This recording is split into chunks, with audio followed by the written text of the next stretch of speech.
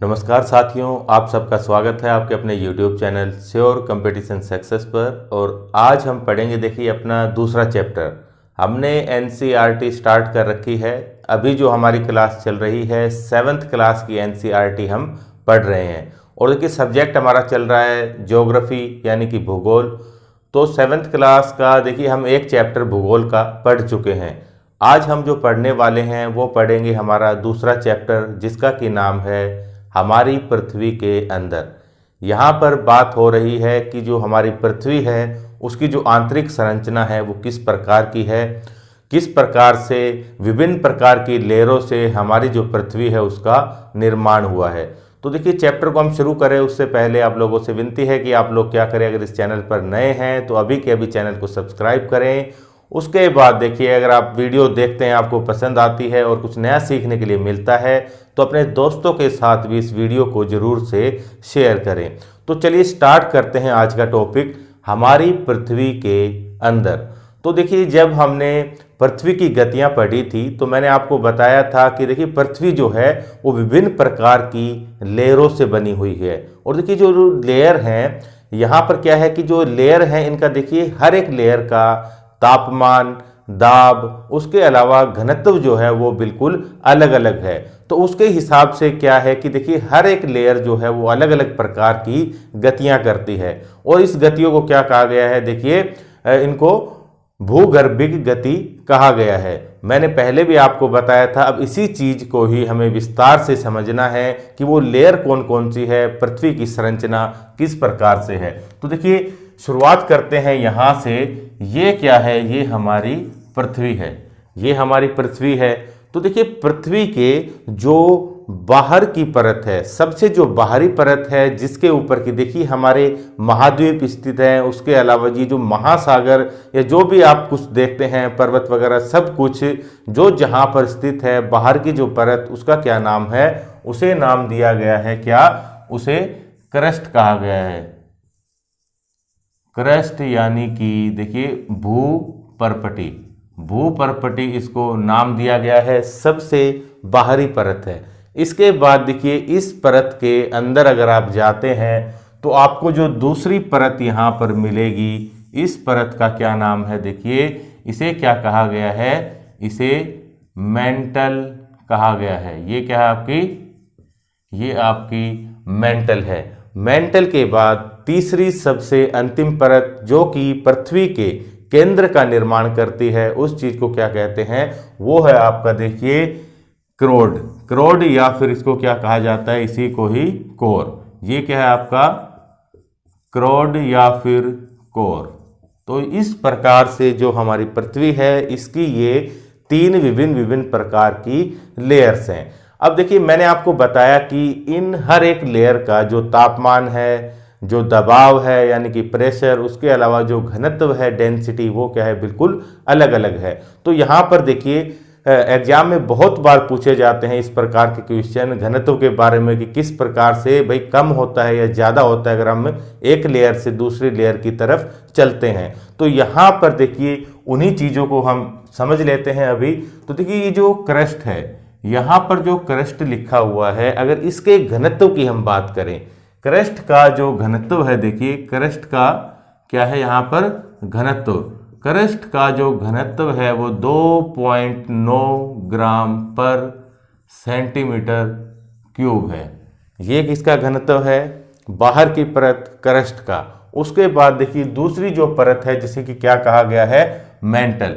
तो मेंटल का जो घनत्व है वो 2.9 से लेकर देखिए 4.4 ग्राम पर सेंटीमीटर क्यूब, ये इसका घनत्व हो गया।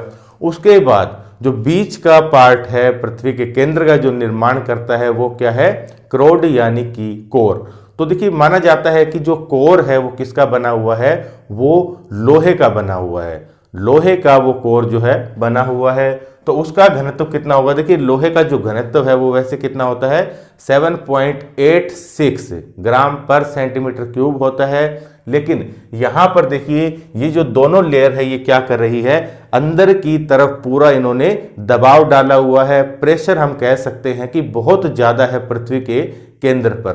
तो इसी वजह से देखिए ये जो क्रोड है, कोर है, जो कि आयरन का बना हुआ है, लोहे का बना हुआ है, इसका क्या है, घनत्व बहुत ज़्यादा है, जो कि कितना है, 11 से लेकर 13 ग्राम पर सेंटीमीटर क्यूब तक है। तो देखिए यहाँ पर एक चीज आपको सीखने के लिए मिली कि पृथ्वी की जब बाहरी परत से हम अंदर की परत की तरफ जाएंगे तो क्या होगा, जो घनत्व है वो बढ़ेगा, वो इंक्रीज होगा। जैसे कि देखिए यहाँ पर जो घनत्व है, यहाँ पर अगर डेंसिटी की बात करें घनत्व की, वो D1 है यानी कि कम। उसके बाद दूसरी लेयर के अंदर वो हो गया D2 यानी कि उसमें और इंक्रीमेंट हुआ, और कोर तक क्या हो गया, वो D3 यानी कि घनत्व जो है वो एक लेयर से दूसरी लेयर में जाने पे क्या हुआ, बढ़ा। अब दूसरी जो बात आती है देखिए वो प्रेशर की बात आती है, यानी कि दाब की। तो दाब का भी सेम ऐसा ही है। देखिए जो बाहरी परत है, जाहिर सी बात है यहाँ पर क्या होगा, प्रेशर कम होगा। उसके बाद जब हम दूसरी लेयर में जाएंगे तो देखिए जो बाहरी परत है ये पूरी तरह से अंदर वाली लेयर के ऊपर प्रेशर डाल रही है, तो उसके ऊपर भी क्या होगा, प्रेशर उससे ज़्यादा होगा। और उसके बाद अगर केंद्र की बात की जाए कोर की, तो कोर में क्या होगा कि जो दाब है वो बहुत ज़्यादा बढ़ जाएगा, बहुत अधिक यहाँ पर दाब होगा। तो देखिए प्रेशर की अगर बात करें तो वो भी सेम इसी प्रकार से है, P1 कम, यहाँ पर P2 और अधिक होगा, और यहाँ पर P3 हो जाएगा, यानी कि बहुत ज़्यादा प्रेशर जो है वो केंद्र तक आते आते हो जाएगा। उसके बाद देखिए अब बात करें अगर तीसरा जो महत्वपूर्ण पॉइंट है वो क्या है, अगर देखिए टेम्परेचर की बात करें, तापमान की अगर बात करें तो तापमान कितना रहेगा। तो देखिए अगर बाहरी परत की बात करें, अगर बाहरी परत की बात करें तो देखिए बाहरी परत जो कि क्या है, क्रस्ट है, खुले वातावरण के संपर्क में है, तो यहाँ पर क्या है कि जो बाहर का तापमान है वो कम होगा। उसके बाद अगर जैसे जैसे हम अंदर जाने की कोशिश करेंगे, पृथ्वी के केंद्र तक अगर पहुंचने की हम कोशिश करेंगे तो नीचे क्या होता जाता है, देखिए तापमान जो है उसके अंदर वृद्धि होती जाती है, इंक्रीज होता जाता है। अगर बात करें देखिए कितना इंक्रीज होता है, तो देखिए टेम्परेचर, अगर देखिए पृथ्वी की हम खुदाई करना प्रारंभ करें तो देखिए जो स्टार्टिंग का हर एक 20 मीटर होता है ना, स्टार्टिंग में जैसे खोदा गड्ढा, उसके अंदर 32 मीटर गए, 32 मीटर गए तो क्या होगा, जो टेम्परेचर है वो हर एक 32 मीटर पर कितना बढ़ेगा, यहाँ पर देखिए 1 डिग्री सेंटीग्रेड जो टेम्परेचर है वो बढ़ जाएगा। तो क्या जब हम पृथ्वी के केंद्र तक जाएंगे तो सेम यही प्रोसेस चलता रहेगा? बिल्कुल नहीं चलेगा।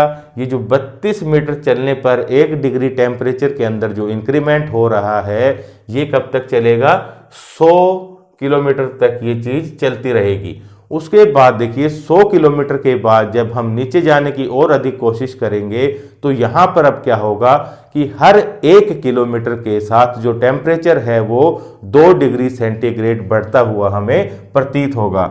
100 के बाद में क्या होगा, देखिए हर 1 किलोमीटर नीचे जाने के बाद जो टेम्परेचर है वो 2 डिग्री सेंटीग्रेड यहाँ पर इंक्रीज होगा। उसके बाद देखिए ये प्रोसेस भी जो है 300 किलोमीटर तक ये जारी रहेगा। कहाँ तक चलेगा ये, 300 किलोमीटर तक। 300 किलोमीटर के बाद क्या होगा, उसके बाद अगर हम और नीचे जाने की कोशिश करेंगे तो यहाँ पर देखिए क्या होगा कि हर 1 किलोमीटर के बाद, हर 1 किलोमीटर पर जो टेम्परेचर है वो 1 डिग्री सेंटीग्रेड बढ़ेगा। तो इस प्रकार से देखिए पृथ्वी के केंद्र तक जाने में इसी प्रकार का जो टेम्परेचर है वो बढ़ता रहेगा। तो इससे एक चीज ये पता चली कि टेम्परेचर भी जो है वो देखिए बाहरी परत से लेकर अंदर की तरफ जाने पर जो टेम्परेचर है वो क्या होता है, बढ़ता रहता है। तो देखिए जब हम केंद्र तक पहुंचेंगे तो जो टेम्परेचर है वो कितना हो जाएगा, 6000 डिग्री सेंटीग्रेड तक टेम्परेचर पहुंच जाएगा।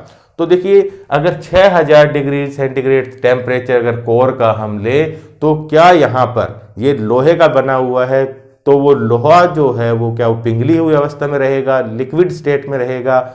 ऐसा नहीं है, वो देखिए ठोस लोहे का है। क्यों है ऐसा? क्योंकि देखिए चारों तरफ से ये और लेयर क्या है, ये दोनों लेयर इसके ऊपर बहुत ज़्यादा अधिक प्रेशर डाल रही है, जिसकी वजह से तापमान अधिक होते हुए भी जो ये लोहा है ये क्या है, लिक्विड स्टेट में नहीं आ पाता, उसको फैलने की जगह नहीं मिलती, तो वो क्या है, इतने अधिक तापमान पर भी ठोस रूप के अंदर ही वो बना हुआ है। तो इस प्रकार से ये क्या है, हमारी जो अर्थ है उसकी आंतरिक संरचना है, और ये जो फैक्टर है ये बहुत ज़्यादा इंपॉर्टेंट है, इनके बारे में पूछा जाता है। देखिए ये टेम्परेचर 1, यहाँ पर 2, और इस प्रकार से कोर तक ये क्या हो गया, टेम्परेचर 3। तो ये चीज़ अगर आपसे पूछी जाए कि तापमान, दबाव और घनत्व का लेयर के अंदर जाने पर क्या प्रभाव पड़ता है, तो एक लेयर से दूसरी लेयर में जाने पे क्या होता है कि ये तीनों चीज़ें बढ़ती रहती है। ये चीज़ आपको याद रखनी है। तो देखिए अगर बात करें हम कोर की, तो कोर के ठीक बीचों बीच ही क्या है, यहाँ हमारा केंद्र रहेगा।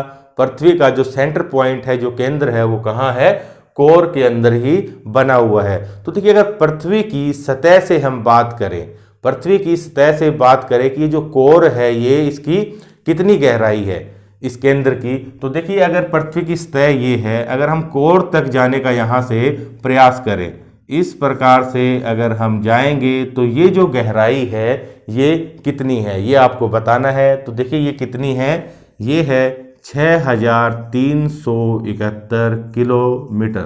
कह सकते हैं कि जो हमारी पृथ्वी है उसकी त्रिज्या कितनी हुई, 6371 किलोमीटर हुई। यानी कि अगर आपको पृथ्वी तक उसके भाई केंद्र तक आप पहुंचना चाहते हैं तो आपको कितनी गहरी खुदाई करनी होगी, 6371 किलोमीटर। उसके बाद क्या होगा, आप लोग केंद्र तक पहुंच जाएंगे। तो देखिए क्या इंसानों ने कभी केंद्र तक जाने की कोशिश की, तो देखिए अगर हम बात करें सबसे अधिक गहराई की, तो देखिए इंसान जो है वो देखिए कोयले को प्राप्त करने के लिए या फिर जैसे सोना वगैरह प्राप्त करना है तो उसके लिए क्या है, वहाँ पर खान बनती है, खान खोदी जाती है, जमीन के नीचे तक खुदाई की जाती है। तो देखिए सबसे गहरी खान की अगर बात की जाए, सबसे गहरी अगर खान की बात की जाए तो वो कौन सी है, देखिए साउथ अफ्रीका के ट्रांसवाल प्रांत के अंदर क्या है, सोने की सबसे गहरी खान है, सोने की खान है सबसे गहरी। अगर उसकी बात करें देखिए गहराई की, तो वो कितनी है, वो है 3541 मीटर इसके करीब है। यानी कि पूरा देखिए 4 किलोमीटर तक भी नहीं है, ये इसकी गहराई है मीटर के अंदर। लगभग 3.5 मान लीजिए इतनी किलोमीटर तक इंसान गया है सोने की खोज में, और माना जाता है कि ये है पृथ्वी की सबसे गहरी खान। इसको भी छोड़ दें तो उसके अलावा देखिए जो तेल के कुएं रहते हैं, तो तेल की खोज में क्या है 6 किलोमीटर तक भी अंदर जा चुका है इंसान।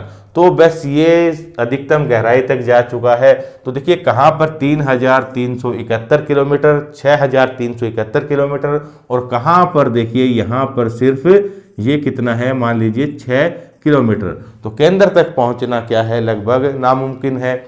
तो ये थी हमारी पृथ्वी की गहराई की बात। इसके बाद देखिए ये जो लेयर हमने यहाँ पर बनाई थी, तो अब इनको हम समझते हैं। तो देखिए पृथ्वी की जो सबसे बाहरी लेयर है क्रस्ट, तो क्रस्ट का जो निर्माण है वो देखिए किससे हुआ है, वो यहाँ पर देखिए 2 चीजें हैं। क्रस्ट के निर्माण में क्या है, 2 चीजें हैं जिसके नाम क्या है, देखिए एक तो है आपकी सिलिका, एक तो सिलिका है, और दूसरा क्या है, एल्यूमिना या फिर एल्यूमिनियम। 2 घटक से मिलकर जो क्रस्ट है उनका निर्माण हुआ है। तो देखिए क्रस्ट जो है यानी कि भूपर्पटी इसको क्या कह सकते हैं, सियाल या फिर सीएल इसको कहा जा सकता है। तो देखिए यहाँ पर जो SI है इसका क्या मतलब है, ये तो है आपकी सिलिका, और ये जो AL है ये क्या है, ये एल्यूमिनियम। तो इन 2 चीज़ों से मिलकर जो है हमारी भूपर्पटी का क्रस्ट का निर्माण हुआ है। उसके बाद देखिए अगर दूसरी परत की बात करें, जिसको कि हमने क्या कहा, मेंटल को क्या कहा जा सकता है, सीमा, SIMA। यहाँ पर जो SI है इसका क्या मतलब है, सिलिका, और Ma जो है ये आपका मैग्नीशियम है। तो इन दो चीज़ों से मिलकर निर्माण हुआ है। उसके बाद देखिए जो क्रोड है जिसको कि कोर कहा जाता है, तो इसको क्या कह सकते हैं, इसको क्या कहा जाता है, निफे। निफे यानी कि देखिए ये तो हो गया आपका निकिल, और ये क्या है, ये Fe यानी कि लोहा, फेरस। तो इन दो चीज़ों से निर्माण हुआ है। तो कई बार ये क्वेश्चन पूछ लिया जाता है कि ये देखिए जो वर्गीकरण है इस प्रकार से सियाल, सीमा और निफे, ये किसके द्वारा किया गया था। तो ये देखिए एक भूगर्भ शास्त्री है जिनका कि क्या नाम है, स्वेस नाम के भूगर्भ शास्त्री द्वारा किया गया क्या है, ये विभाजन है। उन्होंने जो लेयरों का विभाजन किया था वो इस प्रकार से इन नामों से किया था, सियाल, सीमा और निफे। तो ये बात हो गई स्वेस के वर्गीकरण के बारे में। उसके बाद देखिए इस अर्थ की स्ट्रक्चर को हम और अच्छे से समझते हैं। यहाँ पर देखिए केंद्र से इस प्रकार का ये जो पीस मैंने बनाया है इसको यहाँ पर निकालेंगे और देखेंगे कि ये जो लेयर हैं ये क्या किसी आगे भी जाकर किसी और लेयर में भी डिवाइड होती है या बस खाली तीन यही लेयर है। तो देखिए इसको विस्तार से समझने के लिए यहाँ पर हम एक डायग्राम बनाएंगे। तो देखिए ये पीस इस प्रकार से मैंने आपको बताया है, ये यहाँ से क्या किया हमने, इस प्रकार से निकाल लिया। ये अर्थ का पीस जो है इस प्रकार से निकाल लिया गया है। तो देखिए सबसे बाहरी जो लेयर है वो कौन सी थी, यहाँ पर ये है क्रस्ट। ये क्रस्ट हो गई, और क्रस्ट के ऊपर ही क्या है, देखिए जो ऊंचा उठा हुआ जो पार्ट होता है जिसे कि हम क्या कह देते हैं, ये है हमारा महाद्वीप। उसके अलावा देखिए जो नीचे का पार्ट रहेगा डाउन इस प्रकार से, ये क्या है, हमारे महासागर। ये महासागर है। इस प्रकार से ये क्या है, फिर से कोई महाद्वीप है, कॉन्टिनेंट। इस प्रकार से हमारी जो क्रस्ट है उसकी स्ट्रक्चर हमें दिखाई देती है। तो देखिए ये जो क्रस्ट है इसको भी क्या किया गया है, ये दो भागों के अंदर डिवाइड की गई है। देखिए सबसे ऊपर का जो भाग है इसको हम क्या कह सकते हैं, अपर क्रस्ट इसको कहा जा सकता है। यानी कि क्रस्ट के भी ऊपर वाला भाग कौन सा हुआ, इसको क्या कहेंगे, ये है अपर क्रस्ट। ये अपर क्रस्ट हो गई। अपर क्रस्ट के ठीक नीचे क्या होगा, यहां पर होगी लोअर क्रस्ट। तो ये हमारी क्या हो गई, ये है लोअर क्रस्ट। यानी कि देखिए क्रस्ट को दो भागों में डिवाइड किया गया है, अपर क्रस्ट और लोअर क्रस्ट। तो लोअर क्रस्ट के ठीक नीचे क्या रहता है, देखिए जो चट्टानें हैं वो पिघली हुई अवस्था के अंदर रहती है जिसे कि मैग्मा कहा जाता है। और ये जो क्षेत्र होता है जिसके अंदर की जो पिघला हुआ देखिए पदार्थ रहता है, पिघला हुआ एक मोटा गाढ़ा पदार्थ रहता है। जैसे कि देखिए पानी भी लिक्विड स्टेट में है लेकिन वो क्या है, बहुत ज़्यादा पतला है। लेकिन यहाँ पर क्या है, जो थिकनेस है, जो गाढ़ापन है वो बहुत ज़्यादा है। तो यहाँ पर देखिए एक गाढ़ा जो पिघला हुआ जो पदार्थ है उससे एक यहाँ पर देखिए परत का निर्माण हुआ है। यहाँ पर एक क्षेत्र है जहाँ पर कि क्या है, पिघली हुई अवस्था के अंदर एक द्रव्य है गाढ़ी अवस्था में, और उसको क्या नाम दिया गया है, उसको कहते हैं एस्थीनोस्फीयर।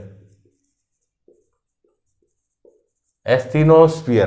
तो देखिए जब ज्वालामुखी विस्फोट होता है या फिर भूकंप आता है तो कहीं कहीं से क्या है, जैसे कि ज्वालामुखी विस्फोट हुआ तो लावा जो है वो पृथ्वी के गर्भ से बाहर आ जाता है। तो ये जो लावा वगैरह निकलता है वो देखिए इसी एस्थीनोस्फीयर से ही बाहर निकलता है। यहाँ पर क्या है कि दाब बहुत अधिक ज़्यादा होगा तो उसकी वजह से जो लावा है वो यहाँ से इस प्रकार से निकलकर पृथ्वी के क्रस्ट के बाहर आ जाएगा। तो ये चीज़ आपको याद रखनी है, ये क्या है, एस्थीनोस्फीयर है। तो यहाँ पर देखिए क्रस्ट हो गई, उसके बाद में एस्थीनोस्फीयर, उसके बाद में दूसरी लेयर जिसका कि क्या नाम था, मेंटल। तो मेंटल जो है देखिए उसको भी इसी प्रकार से दो भागों के अंदर बांटा गया है। एक तो है आपकी देखिए यहाँ पर ये हो गया क्या, अपर मेंटल। अपर मेंटल है ये। उसके ठीक नीचे देखिए क्या है, ये इस प्रकार से ये है आपकी लोअर मेंटल। तो ये चीज़ याद रखनी है। उसके बाद देखिए उसके बाद कोर आएगा हमारा। तो कोर जो है वो भी क्या है, दो भागों के अंदर डिवाइड है। तो ऊपरी जो भाग है इसको क्या कहेंगे, आउटर कोर। ये हो गया आउटर कोर, और जो नीचे का है ये क्या है, ये इनर कोर। इस प्रकार से ये जो लेयर है वो हमारी पृथ्वी की यहाँ पर बनी हुई है। तो देखिए यहाँ से जो क्वेश्चन आता है वो क्या है, तो देखिए ये जो विभाजन किया गया है ये किस आधार पर किया गया है, घनत्व के आधार पर, डेंसिटी के आधार पर। जब आप क्रस्ट पर रहते हैं तो देखिए अलग टाइप का पदार्थ मिलता है यहाँ पर, उसकी वजह से जो घनत्व है वो अलग है। उसके बाद आप दूसरी लेयर में प्रवेश करेंगे तो यहाँ पर विभिन्न प्रकार का जो पदार्थ है वो स्टार्ट हो जाएगा, उसकी वजह से जो घनत्व है वो बढ़ जाएगा और अलग प्रकार का घनत्व यहाँ पर क्रिएट हो जाएगा। तो घनत्व के आधार पर ये जो लेयर है इनको बनाया गया है। तो देखिए यहां से जो महत्वपूर्ण प्रश्न आते हैं वो कहां से आते हैं, यहां पर देखिए हर एक लेयर के बीच में क्या है कि देखिए घनत्व जो है वो उसके अंदर क्या है, डिफरेंस है, अलग अलग घनत्व है और घनत्व के आधार पर ये लेयर बनी है। तो देखिए जब एक क्षेत्र जैसे कि खत्म होता है, जैसे कि आउटर कोर खत्म हुआ उसके बाद में इनर कोर जो है स्टार्ट हो गया, तो देखिए ये जो अचानक से स्टार्ट नहीं होता, इनके बीच में क्या है कि जैसे ही अलग पदार्थ स्टार्ट होता है ना, तो जो बीच का क्षेत्र है यहाँ पर क्या है कि डिसकंटिन्यूटी पाई जाती है। यहाँ से एक जैसा पदार्थ चल रहा था, ठीक नीचे फिर जैसे इनर कोर स्टार्ट हुआ तो क्या हुआ, एक डिसकंटिन्यूटी यानी कि असंबद्धता जो है वो यहाँ पर क्रिएट हो जाती है। और यहीं से ही क्या है आपके महत्वपूर्ण क्वेश्चन पूछे जाते हैं। देखिए विभिन्न विभिन्न भूगर्भ जो शास्त्री है उन्होंने क्या किया है, यहाँ पर बीच बीच के अंदर कौन सी डिसकंटिन्यूटी असंबद्धता पाई जाती है उसके विषय में बताया है। ठीक है, उन्हीं के नाम पर क्या है, जो डिसकंटिन्यूटी है, असंबद्धता है, उसका नाम रखा गया है। तो यहाँ से महत्वपूर्ण जो है क्वेश्चन आपके एग्जाम में बहुत बार पूछे जाते हैं। बड़े ही ध्यान से आपने इस डायग्राम को समझ लेना है। तो देखिए सबसे पहले अगर बात करें, पहले तो हम गहराई की बात कर लेते हैं कि कितनी कितनी गहराई तक ये जो है परतें स्थित है। तो देखिए क्रस्ट की अगर बात करें तो क्रस्ट यहां से शुरू होकर देखिए यहां तक है, तो यहां पर कितना है, देखिए 35 किलोमीटर के अंदर है, ये 35 किलोमीटर तक क्या है हमारी क्रस्ट है। क्रस्ट के अंदर आपने देखा कि देखिए जो महाद्वीप है उनकी जो क्या है, उनकी अगर क्रस्ट का हम मेजरमेंट करेंगे तो वो ज़्यादा गहरा होगा, उसकी बजाय देखिए जो महासागर है ये तो स्टार्ट यहीं से हो रहा है। इसके अंदर क्या है, आप कह सकते हैं कि जो अपर क्रस्ट है वो बहुत कम पाया जाता है, उसके महासागरों से आप क्रस्ट की मोटाई देखेंगे तो वो आपको बिल्कुल ही कम नजर आएगी। तो ये 35 किलोमीटर तक है। उसके बाद देखिए आपका अपर मेंटल था, ये लोअर मेंटल है। तो देखिए अगर एस्थेनोस्फीयर की बात करें तो ये जो क्षेत्र है एस्थेनोस्फीयर, जहां पर कि लिक्विड मोटा एक गाढ़ा लिक्विड पाया जाता है जिसको एस्थेनोस्फीयर नाम दिया, ये कितना है यहाँ पर देखिए 120 किलोमीटर तक है। ये एस्थेनोस्फीयर क्या है, 120 किलोमीटर तक है। उसके बाद 120 किलोमीटर से प्रारंभ होता है हमारा अपर मेंटल, जो कि कहाँ तक चलता है, देखिए यहाँ पर क्या है 700 ये किलोमीटर है। तो 700 किलोमीटर से लेकर यहाँ पर देखिए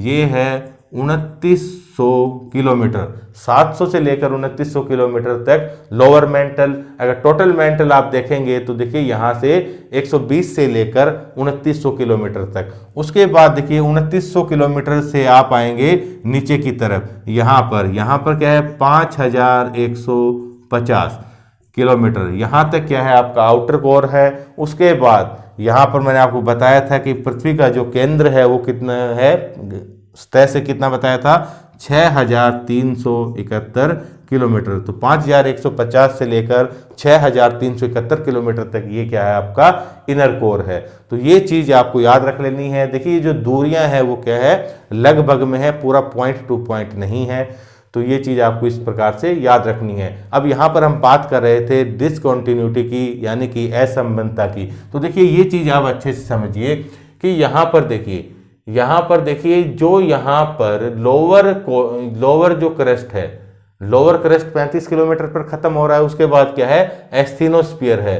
तो यहाँ पर देखिए जो ये लोअर क्रस्ट और यहाँ पर एस्थेनोस्फीयर, इन दोनों के बीच में यहाँ पर देखिए जो डिसकंटिन्यूटी पाई गई है उसे क्या नाम दिया गया है, ये है कोनार्ड डिसकंटिन्यूटी या फिर कोनार्ड असंबद्धता, ये चीज याद रखनी है। उसके बाद देखिए यहाँ पर अपर मेंटल और लोअर मेंटल के बीच में ये जो क्षेत्र है, यहाँ पर जो डिसकंटिन्यूटी है उसको क्या नाम दिया गया है, मोह असंबद्धता, मोह डिसकंटिन्यूटी। उसके बाद देखिए यहाँ पर है आपका लोअर मेंटल हो गया, लोअर मेंटल और आउटर मेंटल के बीच में ये जो क्षेत्र है 2900 किलोमीटर पर, ये क्या है गुटेनबर्ग, गुटेनबर्ग असंबद्धता। उसके बाद देखिए आउटर कोर से लेकर और इनर कोर के बीच में जो डिसकंटिन्यूटी है वो कौन सी है? Lehman, Lehman discontinuity. तो ये चीज याद रखनी है, एग्जाम में पूछा जाता है कि आउटर कोर और इनर कोर के बीच में कौन सी डिसकंटिन्यूटी है, असंबद्धता है, तो लेहमैन। तो ये डायग्राम आप बहुत अच्छे से बना लेंगे और इसको अच्छे से रिवाइज कर लेंगे ताकि यहाँ से कोई भी क्वेश्चन आए तो वो आप लोगों से बिल्कुल भी ना छूटे। तो ये तो थी पृथ्वी की आंतरिक संरचना। इसी चैप्टर के अंदर ही देखिए जो दूसरा सेगमेंट हमारा शुरू होता है वो कौन सा है? चट्टान। चट्टान यानी कि रॉक्स, जिसको कि शैल भी कहा जाता है। तो चलिए स्टार्ट करते हैं। तो देखिए अब हम बात स्टार्ट करते हैं चट्टान की, रॉक्स। तो चट्टान क्या है? पृथ्वी के धरातल पर, पृथ्वी के धरातल पर या फिर भूपर्पटी पर या क्रस्ट पर, पृथ्वी के धरातल पर पाए जाने वाला देखिए ठोस यानी कि कठोर या फिर मुलायम पदार्थ जो कि देखिए खनिज तत्वों से निर्मित है, उसी को क्या कहेंगे? चट्टान कहेंगे। चट्टान क्या है? पृथ्वी के धरातल पर पाए जाने वाला ठोस या फिर मुलायम पदार्थ जो कि खनिज पदार्थों से निर्मित है, उसी को ही क्या कहा जाएगा? चट्टान कहा जाएगा। तो रॉक की डेफिनेशन आप समझ गए हैं चट्टान की। तो देखिए अगर चट्टानों की बात करें, रॉक्स की बात करें, तो 3 प्रकार की चट्टानें होती हैं। पहली जो चट्टान है देखिए वो कौन सी है? आग्नेय चट्टान। आग्नेय चट्टान यानी कि इसको क्या कहते हैं? इग्नियस रॉक, इग्नियस रॉक हो गई। दूसरी की बात करें, दूसरी कौन सी है आपकी? अवसादी, अवसादी चट्टान यानी कि सेडिमेंट्री, सेडिमेंट्री रॉक्स। तीसरी की अगर बात करें तो ये कौन सी है? कायांतरित चट्टान कहते हैं, कायांतरित या फिर रूपांतरित चट्टान। उसके अलावा देखिए मेटामॉर्फिक चट्टान। तो ये कौन सी हो गई? कायांतरित चट्टान, जिसे कि क्या कहा? मेटामॉर्फिक, मेटामॉर्फिक चट्टान। तो देखिए चट्टान, मैंने आपको बता दिया चट्टान क्या चीज है। तो देखिए जब हमारी पृथ्वी का निर्माण हुआ था तो ये क्या थी? पूरी लावे से निर्मित थी। जो लावा था वो पूरी तरह से क्या था? जल रहा था, देखने में एकदम सूर्य की तरह लाल प्रतीत। उसके बाद देखिए पृथ्वी का धीरे धीरे क्या हुआ? ठंडा होना प्रारंभ हुआ और ये जो लावा जैसे जो पूरा पृथ्वी के ऊपर फैला हुआ था, जब ये ठंडा हुआ तो यहां पर क्या हुआ? देखिए जिन चट्टानों का निर्माण हुआ वो क्या कहलाई? आग्नेय चट्टान कहलाई। तो ये तो था प्रारंभिक अवस्था के अंदर आग्नेय चट्टानों का निर्माण किस प्रकार से हुआ था।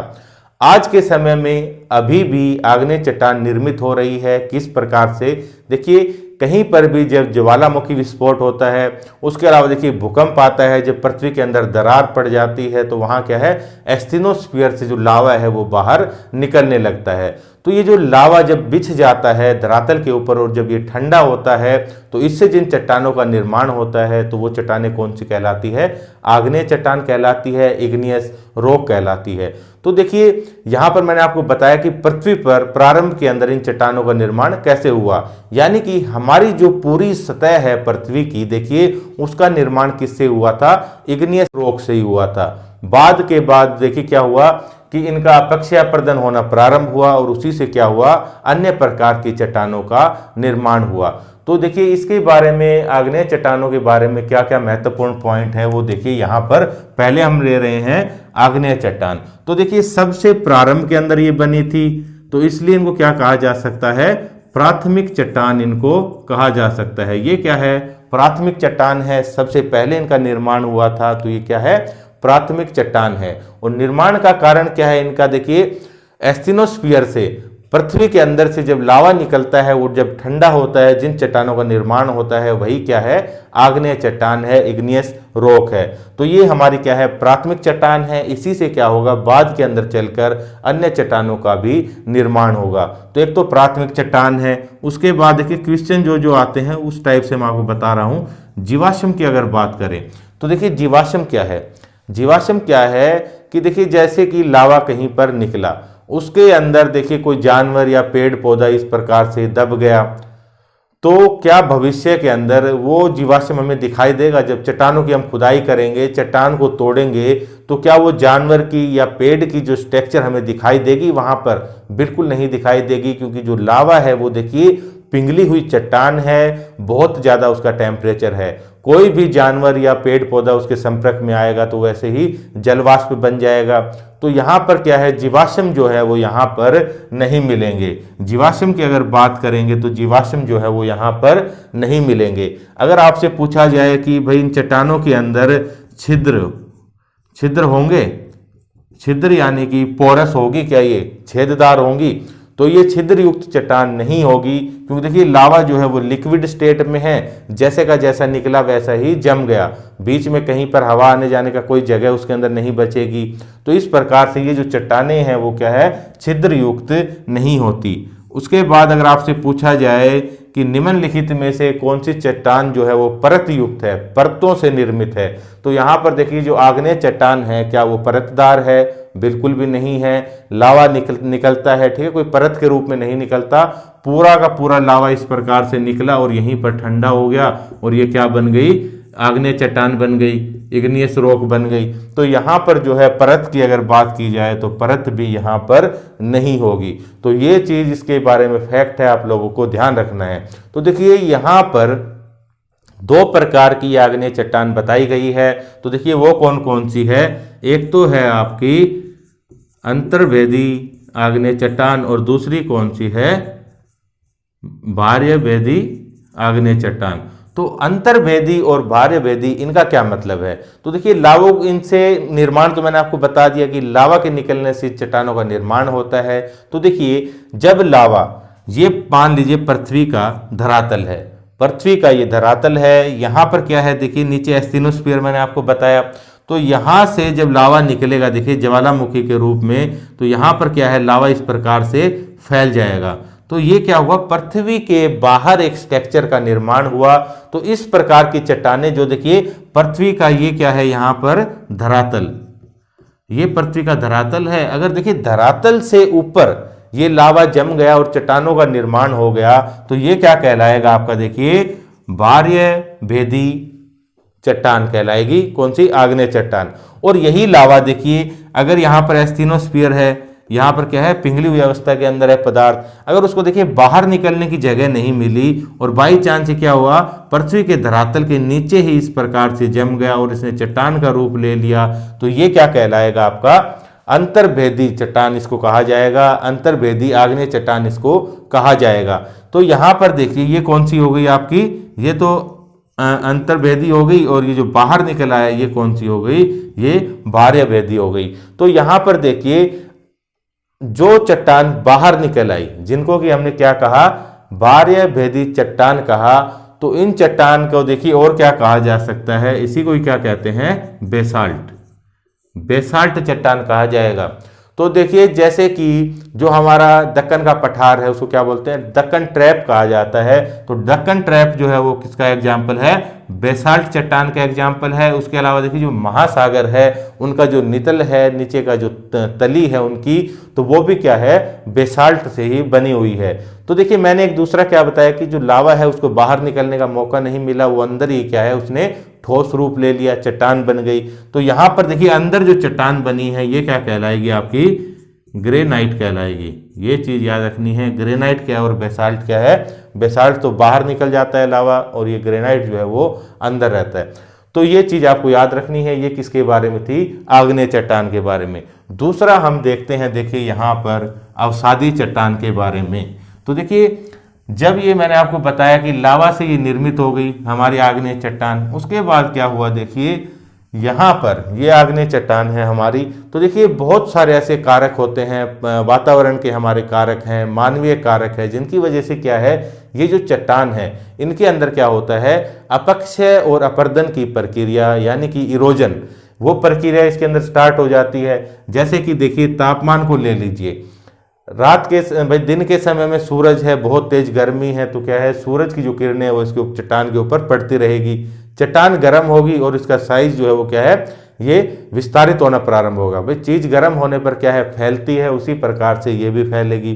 रात को टेम्परेचर कम हुआ तो ये फिर से सिकुड़ना प्रारंभ हो गई। यही प्रक्रिया क्या है, साल दर साल चलती आ रही है। तो उसकी वजह से क्या होगा, इसके अंदर देखिए इस प्रकार से क्रैक पड़ने प्रारंभ हो जाएंगे। ये क्या है, टूट जाएगी। ये तो बात हुई तापमान की। इसी प्रकार से प्रेशर की हो गई, या फिर जैसे इसके ऊपर कोई जानवर घूम रहे हैं, इंसान चल रहा है, कहीं पर तोड़ फोड़ हो रही है, तो इन क्रियाओं के फलस्वरूप क्या है, जो इग्नियस रॉक है हमारी आग्नेय चट्टान, ये टूट फूट गई। उसके बाद देखिए इसका क्या होता है, छोटे छोटे कणों में तब्दील हो गई। उसके बाद इनका निक्षेपण होगा हवा से या जल के माध्यम से। क्या है, ये जो छोटे छोटे कण हैं ये उड़कर क्या है, कहीं पर आने जमा हो जाएंगे। जैसे कि मान लीजिए यहाँ पर ये कोई जगह है, तो ये कण यहाँ पर आने प्रारंभ हो गए। इस प्रकार से जैसे एक परत बन गई। अब इकट्ठा का इकट्ठा सारा कण एक बार में तो आके कोई चट्टान बना नहीं देगा, ये प्रोसेस धीरे धीरे चलेगा। तो देखिए यहाँ पर फिर से जैसे कण आए तो फिर ऐसे जमते चले गए। तो इस प्रकार से समय के साथ साथ ये जो है, ये पदार्थ यहाँ पर जमा हुए थे, ये क्या है, ये भी ठोस रूप लेना प्रारंभ कर देंगे और ये भी एक चट्टान के रूप में बन जाएंगे। इन्हीं चट्टानों को क्या कहा गया है, देखिए यही है हमारी अवसादी चट्टान। तो इस प्रकार से अवसादी चट्टान ये हमारी बन गई, ये अवसादी चट्टान बन गई। अब देखिए ये अलग अलग लेयर के माध्यम से यहाँ पर जमा हुआ है। तो देखिए यहाँ पर कोई भाई पेड़ रहा होगा, पेड़ हो सकता है, जैसे अभी यहाँ पर पेड़ है, तो उसके बाद ये जैसे मिट्टी और आनी जमा हुई तो पेड़ नीचे दब गया। उसके बाद जैसे कोई बाढ़ वगैरह आ गई, बहुत सारे जानवर मारे गए, मान लीजिए कोई जानवर इसके अंदर दब गया है, उसके ऊपर भी मिट्टी की पतली परत जम गई और क्या है, ये चट्टान का रूप ले लिया।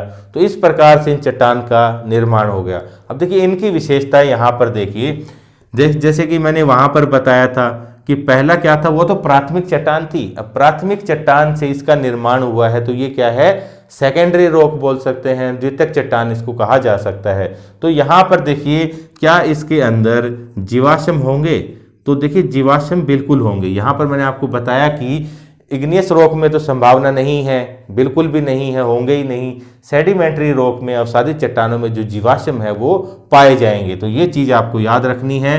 पूछा जाता है कि किन प्रकार की चट्टानों के अंदर जीवाश्म पाया जाता है, तो अवसादी चट्टानों के अंदर जीवाश्म मिलेगा। और देखिए जीवाश्म मिलेगा, पेड़ पौधे दबे हैं तो जाहिर सी बात है कोयला वगैरह का निर्माण होगा, कोयले का निर्माण इनसे ही तो होगा। अवसादी चट्टानों में जो पेड़ पौधे दब गए हैं उनकी वजह से क्या होगा, भविष्य में कोयला बनेगा। अगर कोई जानवर वगैरह दब गया है तो देखिए वही क्या है,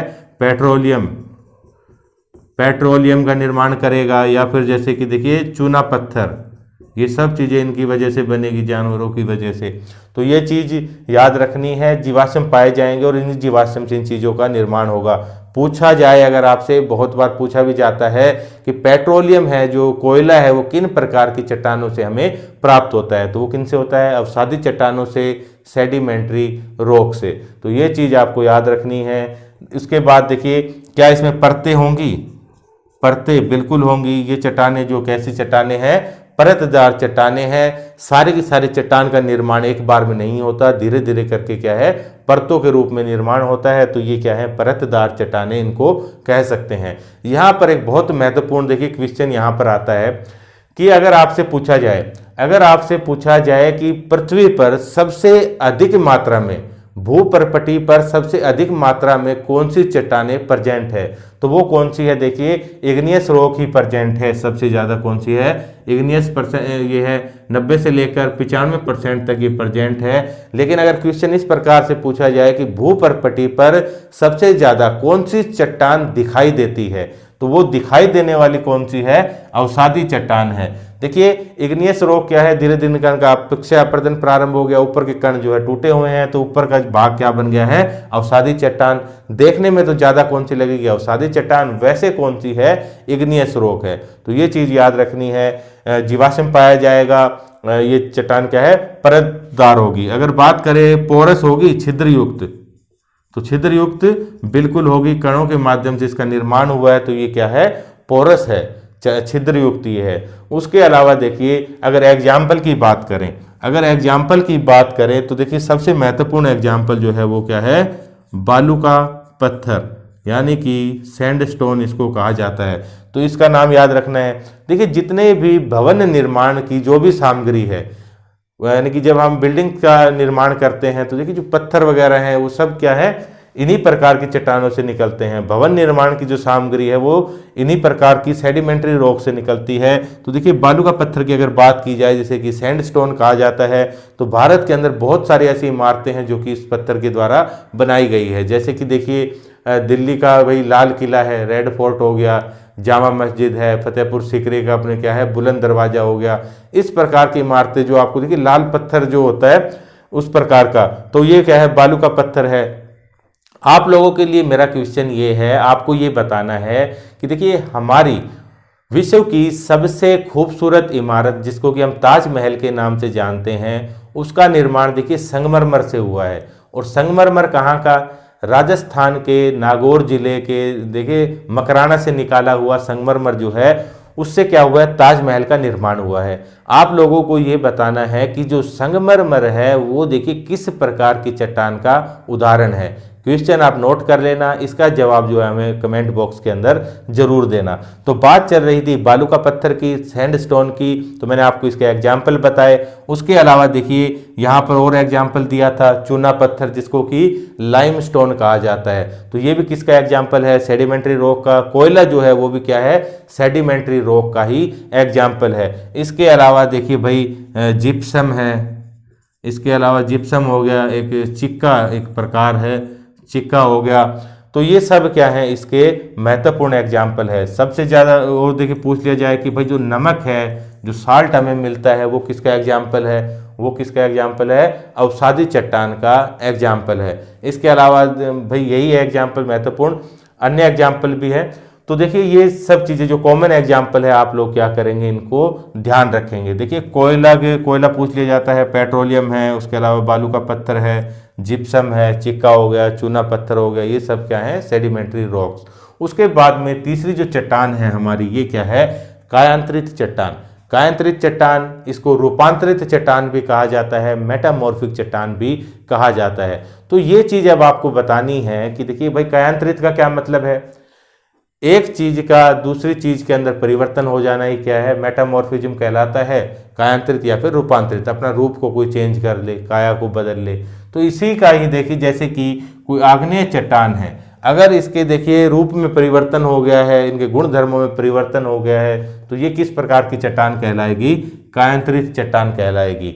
उसके अलावा अवसादी जो चट्टान है इसके अंदर भी परिवर्तन हो सकता है और कायांतरित चट्टान बन सकती है। और देखिए जो चट्टान खुद पहले से ही कायांतरित चट्टान है, इसके अंदर भी परिवर्तन होकर क्या बनेगा? दोबारा से फिर से कोई नई कायांतरित चट्टान बन जाएगी।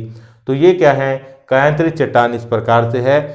ज़्यादा इसमें कुछ है नहीं पढ़ने का, ये चीज़ आपको याद रखनी है। उसके अलावा देखिए जैसे कि इसका एक एग्जाम्पल आप याद रखेंगे, जैसे यहाँ पर देखिए ग्रेफाइट, ये क्या है? ग्रेफाइट।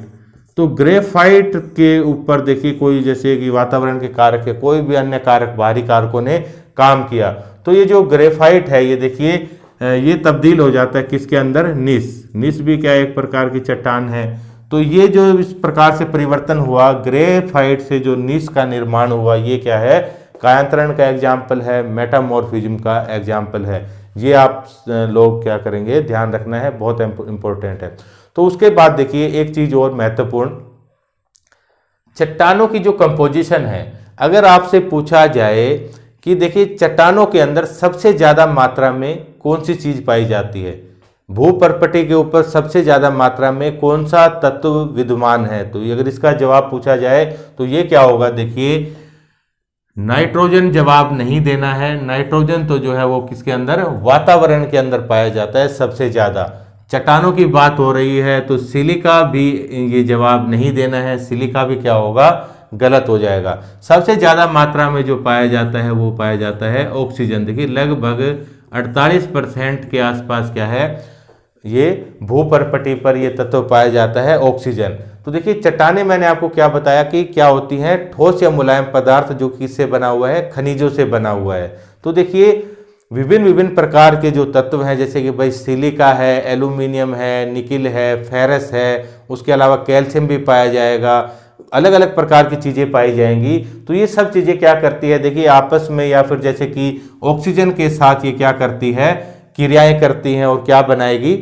और क्या बनाएगी? अयस्क बनाती है। जैसे कि अयस्क कैसे होते हैं भाई? ऑक्साइड हो सकता है, ऑक्साइड है, सिलिकेट है, इस प्रकार की ये चीज़ें बनाती है। और ये जो चीज़ें होती है ना, जैसे कि भाई आयरन ऑक्साइड, और भाई कोई भी चीज़ इस टाइप की, आयरन ऑक्साइड बन गया तो ये क्या है, अयस्क है, खनिज पदार्थ है। इस प्रकार से ही मिलकर क्या बनता है, हमारी रॉक बनती है। तभी तो रॉक को कहा जाता है कि क्या है, ये मिनरल्स का कंपोजिशन है। यहाँ पर क्या है कि जो खनिज तत्व है उनका जो देखिए कठोर या मुलायम रूप है, वही क्या है, रॉक है। तो ये था फ्रेंड्स हमारा आज का चैप्टर। उम्मीद है आपको पूरा अच्छे से समझ आ गया होगा।